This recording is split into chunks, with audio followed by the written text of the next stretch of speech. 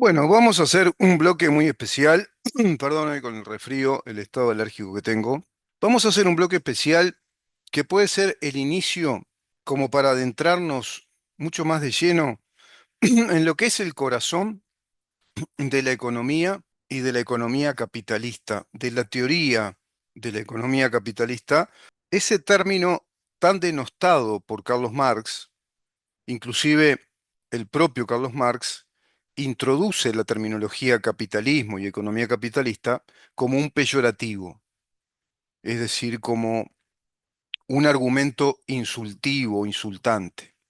Eso se va a imponer en todos los teóricos marxistas y en aquellos que no lo son, que de algún modo tienen tendencias socialistas, progresistas, socialdemócratas, también van a introducir, digamos, el término capitalismo como un peyorativo, como algo descalificante, como un descalificativo.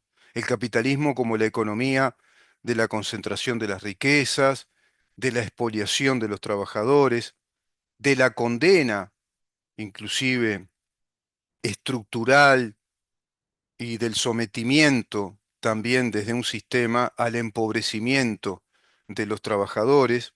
Hasta inclusive se publica en universidades de Estados Unidos, en comunicados, por ejemplo, también en la prensa norteamericana, el término capitalista y el término burgués como peyorativos, como algo negativo, cuando es todo lo contrario. Incluso muchos, digamos, timoratos, por no decir otra cosa, o muchos tibios, emplean la terminología aparentemente más elegante de economía de mercado. Economía de mercado.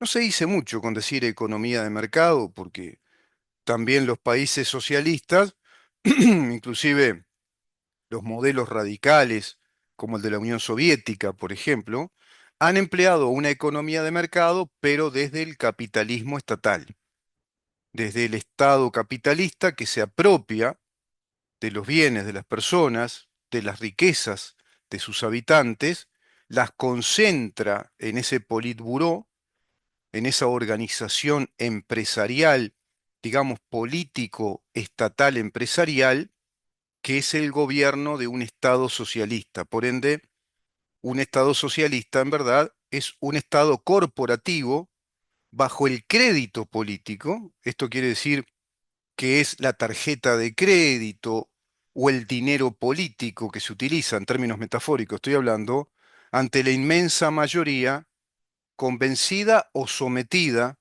a ese régimen que les plantea que los bienes son de todos, que están colectivizados, que los bienes de producción, que los bienes productivos, que los capitales de producción de bienes, de riquezas, de servicios, son de todos, son del Estado, cuando no es verdad. Esos bienes de producción, bienes de riqueza, medios, los medios de producción, los recursos naturales, los recursos energéticos, sumándose a los medios de producción, es decir, a toda la tecnología aplicada para la producción y a su vez el ejercicio de la producción y posteriormente el tráfico de esa producción, obedece al gobierno que está enquistado en ese crédito ideológico político al que le llaman Estado socialista. A ver si vamos entendiendo de qué se trata esta peste, este virus que es el socialismo, que a todas luces, desde el punto de vista estadístico, desde el punto de vista histórico y desde la teoría económica, que ahora te voy a explicar un poquito de qué se trata, es absolutamente anticientífico, pernicioso y es inservible. No conduce a nada bueno. No tiene un resultado bueno por donde lo mires. La historia lo demuestra con creces, la estadística historia de las economías socialistas lo demuestra con creces, y especialmente en términos comparativos con las economías llamadas capitalistas. El obrero americano, por ejemplo, el trabajador americano, tiene tan asimilado el nivel de vida que se ha desarrollado con el esplendor industrial de los Estados Unidos, con el avance y la expansión de sus industrias, y esas industrias obedecen a la innovación, a la creatividad e inclusive al riesgo, a la valentía, también a los egos en competencia, también a la codicia de esos empresarios, todo eso que jugó en su conjunto, más allá de cualquier teoría moral preestablecida, porque al capitalismo en sí no le interesa la propuesta moral o ética, no se mueve a través de coordenadas éticas, sino que se mueve a través de coordenadas de rentabilización, se mueve a través de variables, de ofertas y demandas, se mueve a través de la consecución y el propósito de la obtención de riquezas, de ganancias, pero también se mueve a través del propósito de ser sustentable, de tener un sostenimiento en el tiempo que le permita incluso crecer porque está sometida cada industria, cada empresa, a la voraz y feroz competencia con otras que producen los mismos productos o de muy similar característica, compitiendo en calidad y precio. Calidad y precio. Beneficio-precio, se dice también, calidad del producto y precio. Y ahí hay una enorme, digamos, capacidad de matices en la economía capitalista. Hay un abanico de posibilidades en cuanto a esa competencia que genera a su vez también otras variables, que son variables de competitividad volcadas a un mercado que emite señales de demanda sobre lo que el mercado a su vez le ofrece a través de los oferentes. Esto que yo ya te acabo de decir es un mecanismo dinámico y autosustentable de crecimiento y de permanencia, por eso autosustentable, permanece en crecimiento dinámico, se da una sinergia, se da una dinámica natural en la economía de un mercado de capitales, de un mercado de oferta y demanda en el ámbito necesariamente privado desde la propiedad privada. Eso es el capitalismo. Por lo tanto, siempre tiende a crecer. ¿Por qué? Por la puja, por la oferta y demanda, por esa puja constante en el mercado, digamos, sufragando todo el tiempo, plebiscitando sus productos en el mercado, compitiendo unas empresas con otras. Y hay, por supuesto, que distintas escalas, y podemos hablar hoy por hoy de que se ha estratificado también el mercado de competencia según las dimensiones empresariales y las actividades empresariales. Inclusive, quizá producto de una intromisión en cuanto a ideas socialistas de planificar la economía, de diseñarla de cierta manera, de trampas, de otro tipo de codicias que han generado un sistema económico corporativo que va estratificando también sociológicamente ya con elementos socialistas.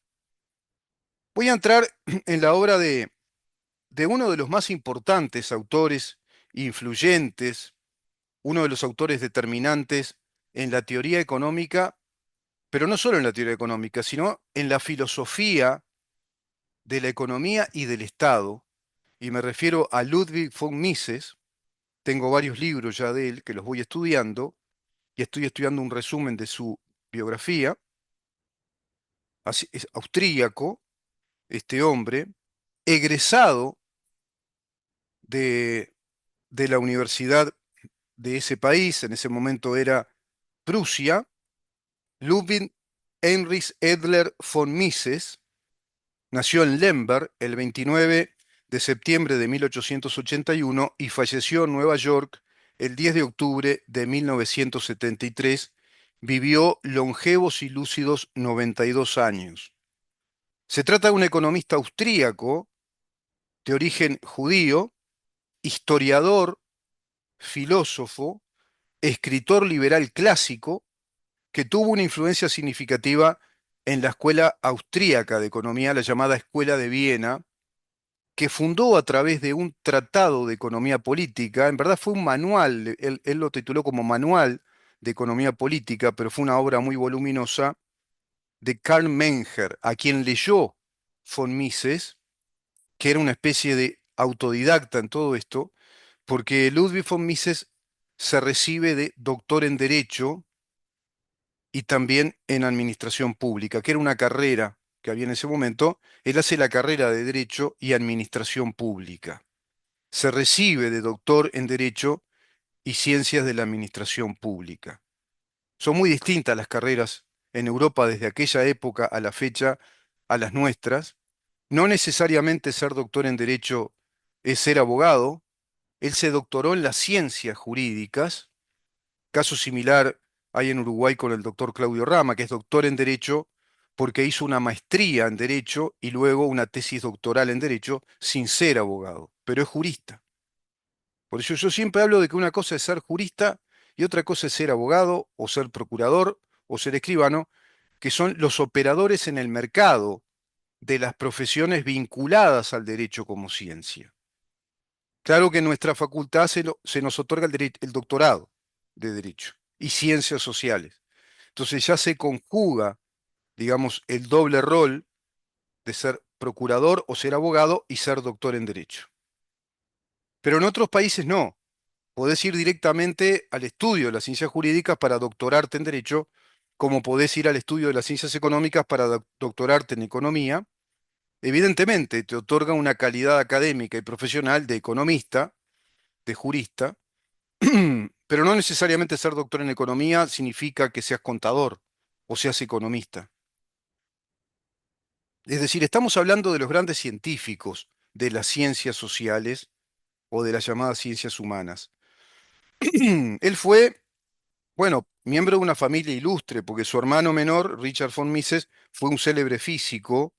Su papá, Arthur von Mises, fue un ingeniero en ferrocarriles. Se educó, bueno, en la escuela universitaria y bajo la dirección de Carl Grunberg. Así Mises comenzó siendo un exponente de la llamada escuela histórica de la administración pública. De alguna manera nacen las ciencias de la administración con esta escuela fundada en Alemania por allá por otoño de 1903. Cuando leyó la obra Principios de Economía Política, ya siendo doctor en Derecho y Ciencias de la Administración Pública, lee la obra Principios de Economía Política de Karl Menger, que fue el texto fundador de la Escuela Económica Austríaca, perdón, de la famosa Escuela de Viena, que es la corriente de pensadores que le van a dar el fundamento teórico científico a los estudios de la economía, de la historia de la economía y de la filosofía económica dentro de la teoría del Estado. Es decir, son estadistas, son juristas y son economistas, y por encima de todo ello son filósofos del derecho, de la economía y de la teoría del Estado, como también de la historia económica política o de la historia política. Bueno, cumplió un mundo de actividades. Integró la Cámara de Comercio e Industria de Viena, fue ministro de Hacienda, participó en la Primera Guerra Mundial, integró el ejército de artilleros, por ejemplo, formó parte directa, o sea, estuvo en la guerra, o sea, no solo es un teórico de oficina, sino que deambuló por todos lados, recorrió Europa, participó en la Primera Guerra Mundial activamente en los campos de batalla, fue ministro de Hacienda, fue presidente de la Cámara también de Comercio e Industria de Viena, y se le otorga el título de profesor emérito en la Facultad de Viena como profesor de economía. También escribió un libro publicado, su primer libro lo publica en 1912, La teoría del dinero y el crédito, y aplica en ese libro toda la teoría del valor que Karl Menger explicó en su obra. Es decir, la teoría del valor refutando con enorme argumentación teórica, teórico-científica, aplicando una tecnología y una metodología del estudio científico de las ciencias sociales, tanto de la economía, de la historia de la economía, de la sociología, del derecho, del Estado, desde la praxiología. La praxiología es una metodología de estudio que emplean las ciencias naturales, las ciencias empíricas, que consideran que todas las nociones, que todos los conceptos que desarrolla la mente humana, que los conceptos, digamos, científicos, que las teorías, que el conjunto de ideas, las hipótesis, las teorías científicas, se desarrollan a priori de la experiencia, como en matemáticas, en física, en lógica filosófica, en epistemología, y luego se llevan a la práctica, se experimentan. Y el campo experimental, de acuerdo a la empiria reiterativa, como diría uno de los grandes epistemólogos, Thomas Kuhn, va a ratificar esas teorías científicas. Todo eso ha sucedido con el capitalismo. La teoría económica, desde la praxeología de Ludwig von Mises, inaugurada con este tratado, que estudia el concepto del valor económico, el cálculo de valor, la naturaleza de las utilidades marginales, esto quiere decir la rentabilización líquida que una empresa tiene de acuerdo a la infraestructura, a los gastos que esa infraestructura insume necesariamente y de modo constante e incluso creciente, porque una industria tiene que crecer en infraestructura para crecer también en su capacidad productiva e introducir esos productos en el mercado, ampliándose incluso hacia la cadena económica del mercado, no solo interno, sino también exterior. De ahí lo que planteaba Rostow de generar precisamente ese trabajo desde los países más desarrollados, ese trabajo de protección, de educación, de colaboración y hasta de sociedad con los países subdesarrollados y en vías de desarrollo para ir creando mercados cada vez más amplios, interdependientes y cooperativos en materia económica para ampliar los mercados que necesita la expansión del sistema económico capitalista. Es evidente que el capitalismo hace crecer a los pueblos, los hace crecer exponencialmente y así la historia lo demuestra.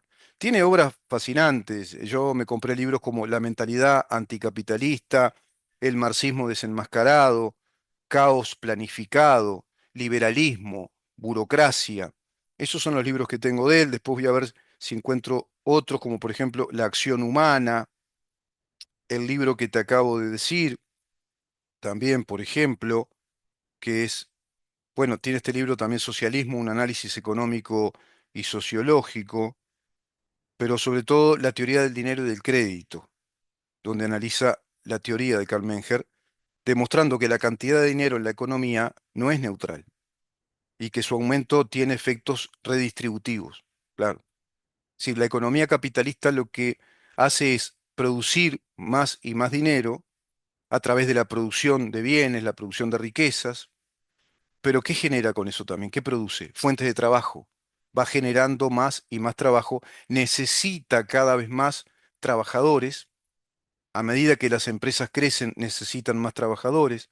Pero a su vez necesitan más trabajadores calificados, cada vez más calificados, porque tienen que competir con las otras empresas que están en una competencia feroz. Y hoy el mercado se ha internacionalizado, se ha globalizado. Por lo tanto, una empresa importante no compite con la empresa que está en la esquina o en la otra cuadra o en el otro departamento, hablando de nuestro país, o en otros países, en el otro estado de ese mismo país, sino que compite con una empresa norteamericana está compitiendo con una empresa que está en Alemania, que está en Italia, que está en China, que está en Japón, y así recíprocamente. Una empresa que está en Japón está compitiendo con una empresa que está en Corea del Sur, que está en Taiwán, que está en Estados Unidos, que está en Inglaterra.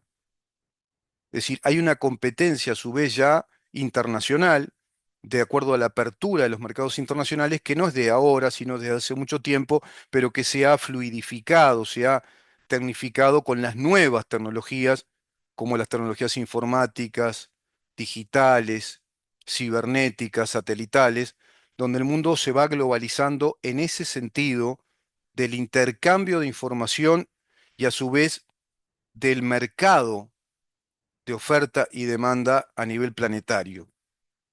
Por eso hay todo un problema que ahora no vamos a entrar, que es cuando se abrió ese mercado de acuerdo a las reglas del capitalismo, que obedecen al mundo libre, a los estados liberales, porque todo esto proviene del liberalismo.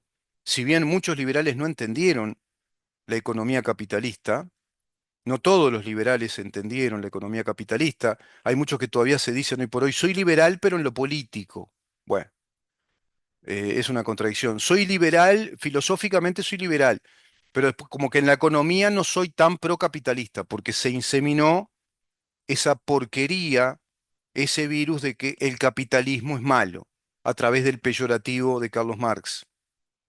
Y así también lo introdujeron varios teóricos rusos cuando la revolución comunista soviética. Bueno, está lleno de autores en esta escuela. Uno de sus discípulos más importantes fue también el eminente doctor en economía, pero también doctor en ciencias de la administración y del Estado, que fue Friedrich Hayek, un estadista, un hombre experto también en el conocimiento del Estado, del derecho, de la historia, de la política y de la economía. Está Murray Rothbard, que va más hacia una línea libertarista, tiene un perfil claramente anarquista, capitalista, antiestado, autor que a mí no me gusta mucho. En su aspecto económico comulga con la economía del mercado, pero luego se agotan en pensar que no tendría que existir el Estado y bueno, tendría que haber otro tipo de autoridad, no sé. Lo cierto es que el Estado de Derecho liberal es el que cobija y que compatibiliza, empasta, hace sinergia con la economía capitalista, que es otro de los resultados del pensamiento liberal. El liberalismo ha concebido al Estado de libertades, al Estado liberal de derecho, por eso es un Estado de libertades, lo venimos analizando acá, y ese Estado de libertades concibe algo que es fundamental para el desarrollo económico de las personas. ¿Qué es? Exacto, exacto, Ramón. La propiedad privada. Mira, Ramón ya lo sabe de memoria. El derecho inviolable, universal de la propiedad privada. Y desde el derecho universal inviolable de la propiedad privada, artículo séptimo de la Constitución de la República, artículo 32, también se desprende el derecho inviolable universal de la lícita actividad económica, comercial, industrial, del autocultivo, es decir, el cultivo propio, la educación, elegir lo que querés estudiar, elegir en qué te querés educar, formar, para ser mano de obra calificada. De todo esto aborrece el socialismo. ¿Te das cuenta la peste que es? Todo esto lo desconoce el socialismo. Entonces te voy a ir a algunas frases. Después vamos a entrar en algunos momentos de sus libros. Por ejemplo, en la mentalidad anticapitalista hay cosas muy claras respecto a estos temas planteadas por Ludwig von Mises. Por ejemplo, yo encontré 30 frases de Ludwig von Mises en una página oficial respecto al autor. No son frases que se sacan de otro lado y te mienten, sino que están avaladas por esa página oficial que compendia todos los libros de von Mises, la biografía, y ahí también te hace una selección de frases que son extraídas de libros y conferencias que él dio. La expansión del crédito no es una política para la prosperidad a largo plazo. A ver si entienden acá, los uruguayos, a ver si entienden. Los créditos personales, todo eso que inventaron los economistas, perdón, de la economía circular, los expertos en derecho financiero, Barack Obama, Hillary Clinton, los mentores de esa idea progresista, marxista de la economía circular, de crear un mercado del préstamo para que exista, ¿qué? Incentivo al consumo, porque a medida de que hay préstamo, la gente obtiene dinero y lo vuelca al consumo. Mentira. Lo que hace la gente al solicitar préstamos es endeudarse. Eso hay que pagarlo y hay que pagar con intereses. Por lo tanto, se endeuda en verdad. La plata que pidió prestada ya no es esa plata, sino que debe más dinero del que pidió prestado. Y si es para el consumo, ese dinero no lo va a capitalizar, lo va a consumir, lo va a gastar pagando más de lo que consumió. Va a tener que pagar todos los intereses del servicio de préstamo personal. Cuando los créditos en el capitalismo, como teoría capitalista, se otorgan tan solo a aquellos que presentan los requisitos necesarios, las garantías, los avales, para que ese dinero sea reembolsable porque solicitan dinero para la producción, para la inversión. para la inversión comercial, industrial, para invertir en una innovación, en un plan con factibilidades, en un plan de crecimiento empresarial, para invertir en inmuebles también a nivel ya más doméstico, más personal, para invertir en la construcción de una casa o en refaccionar una casa. Pero todo eso te capitaliza porque mejoraste tu inmueble también, va a obtener otro valor de venta en el mercado, para cambiar un coche que va a tener otro valor de venta en el mercado, para ampliar tu fábrica, pero no pedir dinero para consumirlo en cuestiones personales y ese consumo te va a salir más caro. Y si empieza la calecita, más caro todavía y más caro y se produce un efecto absolutamente contrario al que predican los marxistas progresistas de la economía circular, que es el endeudamiento interno. La expansión del crédito no es una política muy apropiada y no es una política para la prosperidad a largo plazo, es simplemente una forma de encubrir problemas económicos que tarde o temprano serán evidentes. Lo dijimos acá un montón de veces, ¿no?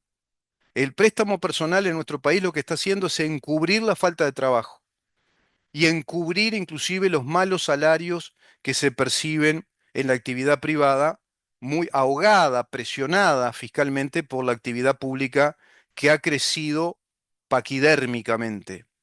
Es gigantesco, es un mundo de elefantes gigantes que aplastan al resto, que deben pagar y pagar y pagar más impuestos y doble tributación y triple tributación e impuestos encubiertos como son las regulaciones administrativas. Traducido, los trámites que son obligatorios realizar en esa trama infernal kafkiana de la burocracia uruguaya que te pide este timbre y este otro y es pagar esto y pagar lo otro, y el gasto social de ir a hacer ese trámite o contratar a un gestor, a un procurador, a un escribano, a un abogado para que desarrolle profesionalmente todos esos trámites burocráticos. Es gasto, gasto y gasto para emprender una actividad económica, comercial, industrial, que lo que procura es obtener ganancia. Y si obtenés ganancia, y si esa ganancia tiene un cálculo de utilidades importante, te va a llevar a que hagas crecer tu empresa y vas a generar más trabajo. Ese trabajo va a requerir gente capacitada, por lo tanto va a tener una calidad de trabajo, ese trabajador va a tener una calidad laboral, va a estar en un ambiente de calidad laboral en todo sentido y va a tener un salario que le brinde también calidad de vida. Eso produce el capitalismo cuando liberan al sistema. Ludwig von Mises también explica que el capitalismo es un sistema económico.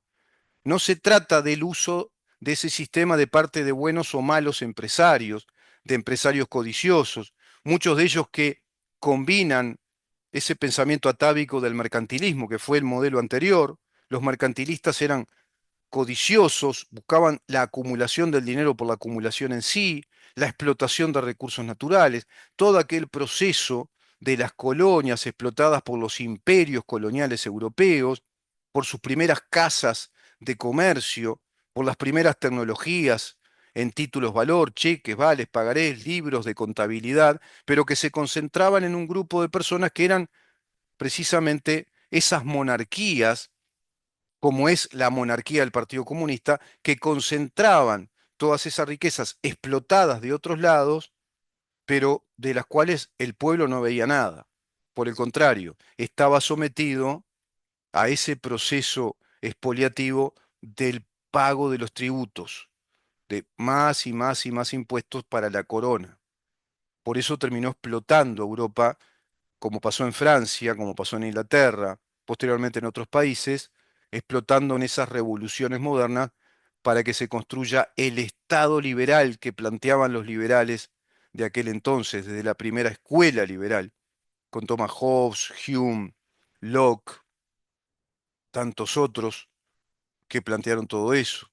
Aquel Bastiat de la primera etapa del siglo XIX, la primera mitad, el propio Montesquieu con el espíritu de las leyes, tantos teóricos que fueron planteando la necesidad de un Estado que tuviera cometidos esenciales como una maquinaria sofisticada, pero que estuviera al servicio y en la protección del interés de sus ciudadanos, nace el concepto de ciudadano con plenos derechos, y esos estados tienen como cometido reconocer los derechos personales de sus ciudadanos, por lo tanto, legislar de acuerdo a esos derechos y legislar civilmente, comercialmente, financieramente, tributariamente, laboralmente, administrativamente, desde lo que la Carta Suprema, la Constitución, formula como los derechos sustanciales, fundamentales que el Estado reconoce: el derecho a la vida, el derecho a la libertad, el derecho a la propiedad, Declaración Universal de los Derechos del Hombre y del Ciudadano, tanto de los Estados Unidos como de Francia. Todo eso que está muy adulterado en estos tiempos porque va predominando la teoría inservible, nefasta, viral del marxismo, hoy a través de ese neomarxismo o marxismo cultural implantado desde el proyecto global o globalista de la Agenda 2030, devenida en la Agenda 2045, y para América Latina y el Caribe, el modelo radical del Foro de San Pablo. La competencia es la fuerza motriz en la teoría económica del capitalismo. Detrás del progreso económico necesita de esa competencia y el motor. Y desde la propiedad privada se da el natural, necesario e inexorable estímulo personal para crecer, para inventar, para innovar, para resolver problemas, para crecer personalmente y hacer crecer a tu familia. Porque es desde la propiedad privada, como sabían los romanos, que se va a cimentar definitivamente, baja a tierra todo el círculo de los derechos personales, y es ahí donde se consagra la libertad. Se cierra el círculo de la libertad cuando tenés el derecho a la propiedad. No solo la propiedad como algo concreto. Lo concreto es el resultado natural de que exista ese bien público que el Estado liberal de derecho nos proporciona, que es el derecho a la propiedad como un derecho inviolable, como un derecho universal, inalienable, vinculado a la seguridad jurídica de ese derecho como a la seguridad jurídica de la libertad, de la vida honorable, del honor, de la misma seguridad. Y es un derecho que a su vez está protegido por su propia naturaleza, la estabilidad jurídica, la seguridad jurídica, y el derecho al trabajo, el derecho al trabajo. Es decir, el capitalismo y el trabajo van de la mano, son necesariamente cooperativos y se da una redistribución de lo que se produce, de esas riquezas. La distribución de las riquezas no se planifica desde el Estado, de acuerdo a lo que los demás producen, el Estado les saca por la vía impositiva, por la vía administrativa. No es lo que el Estado sustrae y decide o planifica repartir como dueño y señor de esa economía desde la cual el Estado no tiene nada que ver porque no produce nada, no inventa, no crea nada, no innova y no arriesga capital. Es un atrevido que se entromete y le roba a los demás para darle a los que no están capacitados para hacer nada, por un montón de motivos. Ese es el Estado socialista, que va generando además la mentalidad de cobardes y sátrapas que se convierten en empresarios de ese Estado que lo va abarcando todo, que todo lo decide, que se entromete en todas las actividades y va generando una superestructura estatal de enormes riquezas a través de la gigantesca recaudación económica que hace por la vía impositiva, por la vía administrativa e inclusive por la vía empresarial, cuando el Estado además se abroga la capacidad de tener empresas y producir con eficiencia cuando no es verdad. Me parece que es una primera parte, una introducción respecto a esta enorme y vital disciplina que es la economía. Yo la conjugo perfectamente con esa enorme y vital, trascendental disciplina de conocimiento que es el derecho y la teoría de Estado. En Libertas estamos abocados a dar lo que podamos de nosotros mismos, a ofrecer lo que podamos a modo de un resultado. Si resulta, a su vez, valga la redundancia, enseñanza, mejor, bien de bien. Yo me voy educando en todo esto, voy estudiando todo esto, voy investigando sistemáticamente con una metodología de trabajo de investigación y voy analizando nuestra realidad y la del mundo de acuerdo a estas premisas sustantivas, desde la teoría científica del derecho, del Estado, de la historia política y de la economía y la historia económica de nuestra civilización. Vamos a seguir con este tema, evidentemente. Cuando hablemos ahora del Foro de San Pablo con el investigador y periodista Raúl Ballarino, vaya que hay mucho de esto que está siendo absolutamente agredido, perjudicado, porque los marxistas, los comunistas, pretenden abolir todo esto de tu mente, de tu capacidad de pensar. Te cierran la mente en una ideología que te ofrece mil maravillas, pero en verdad, ¿sabes qué te está ofreciendo? La cueva de Alí Baba, Alí Baba y los 40 ladrones. Nos reencontramos mañana a partir de las 11 de la mañana para seguir intensamente analizando estos temas, viendo la realidad uruguaya. Hay muchos datos para compartir, también mucha información, noticias respecto a lo que pasa en Uruguay y de pronto podemos ir viendo algunas cosas que están sucediendo en el mundo.